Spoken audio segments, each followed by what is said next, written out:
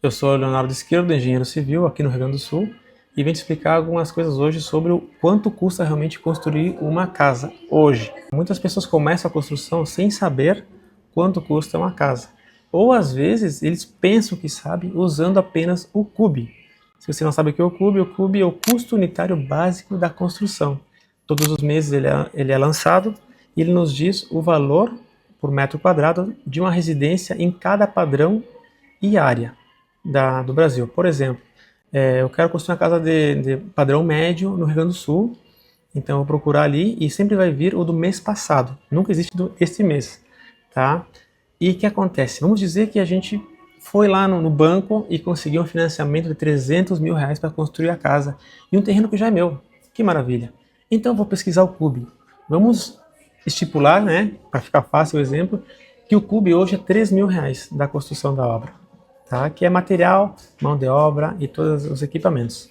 Tá? O que acontece? Eu pego ali 300 mil, dividido 3 mil, dá 100. Então, 100 metros quadrados a minha casa que eu vou construir num terreno que já é meu. Tá certo? Tá fácil? Mas tá errado. Eu vou te mostrar por quê. Vou te mostrar 4 valores, né, que nós precisamos adicionar antes de fazer essa conta do CUB para que ele realmente faça sentido.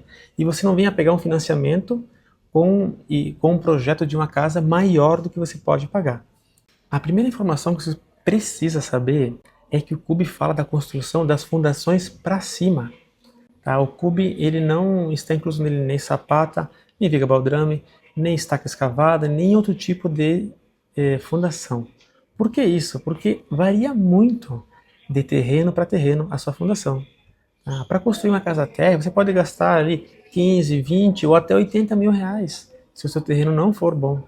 Tá? Existem casos, às vezes até de ampliação. A casa foi feita até uma parte e com sapata, mas a ampliação vai precisar ser feita com estaca, que é muito mais caro, porque o solo firme deu lá por 6 metros de profundidade. Já me aconteceu. Né? Então tem que ter muito cuidado com isso. A segunda informação é o valor dos projetos. No CUB também não fala quanto você vai gastar com arquitetura e também com outros projetos muito importantes que por mais que você não precise deles, às vezes, dependendo da prefeitura, né, às vezes sim, é projeto elétrico, né, completinho, projeto hidráulico, projeto estrutural, muito importante, projeto de fundações. Tá? Temos também, dependendo do padrão da sua casa, projetos de iluminação, de ar-condicionado, câmera de segurança, telecomunicação, vai embora.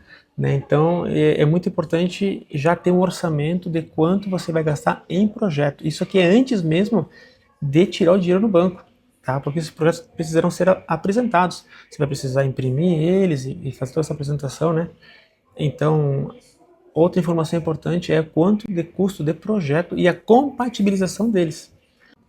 Tá? Outra coisa é você ter projetos executivos que vão complementar o arquitetônico e fazer com que você economize dinheiro no futuro.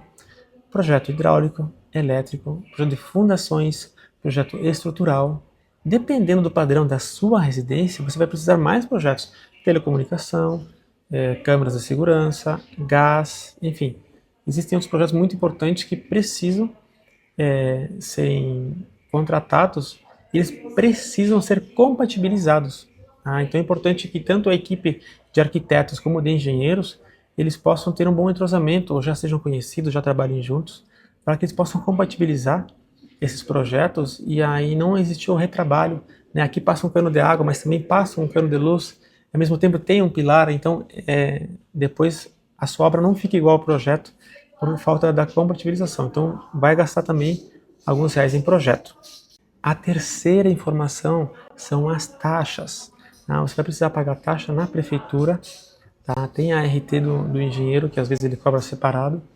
Tá? E essas taxas da prefeitura vão precisar as plantas prontas, impressas, você vai precisar levar lá, né? Ou o arquiteto, né?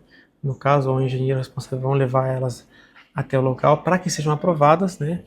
O tempo de espera varia muito de cidade para cidade, né? Mas na grande maioria das cidades do Brasil demora bastante, alguns meses às vezes. Tá? E ao mesmo tempo existem taxas depois da obra pronta. Se você fez um financiamento, quando você começa a obra, você vai pagando o juro de obra, você não vai pagando a parcela. Só começa a pagar a parcela depois do habite-se. Tá? O habite-se ele é um documento muito importante que diz que a casa está ok. tá? Tanto para se morar, que está igual aos projetos, que a parte hidráulica funciona perfeitamente, tá bom? E sem o Habite você não vai conseguir sair nunca do giro de obra e começar a pagar realmente a sua casa. E por mais que você faça com recursos próprios, o Habite é importante, porque amanhã quando você quiser vender essa casa ou usar ela como garantia em um empréstimo, ou até como lance em um consórcio, você precisa ter o Habite. O banco não pega a casa sem Habite. A casa para ele é um bem, ele não vai botar uma equipe para reformar lá. Então, para você ter o Habite, né, além das taxas dele, você tem que pagar o INSS da obra.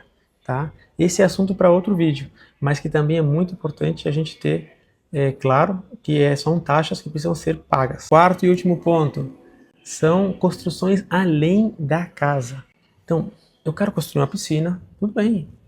Muro de arrimo, às vezes precisa porque o vizinho, né, vai precisar, se você não fizer, vai acabar invadindo o vizinho, ou ter algum deslocamento de terra, às vezes acontece, dependendo do seu terreno. Muro de vedação, placa solar, por que não? Todos esses gastos, eles são extras à construção da casa. Então é muito importante que você possa precificar eles também, tá? Então, para concluir, como é que eu faço realmente para fazer o orçamento? Primeiramente, essas 4 coisinhas. Vocês vão precisar saber o valor das fundações, aproximado, obviamente. Para isso é bom fazer um ensaio de solo. Precisa saber o valor das taxas, que serão estas, o valor da arquitetura, dos projetos todos. E, para finalizar, também o valor das coisas extra que você quer colocar e pagar com o valor desse financiamento. Tá? Depois que você somar isso, tá? Vamos dizer que vai dar 50 mil reais. Então nós temos aí, sobra para fazer a casa, 250 mil. Então a sua casa agora sim, você divide 250 mil por 3 mil reais do CUB desse exemplo, obviamente, né? Tem que consultar. Você vai ter uma casa de 83 metros quadrados. Tá?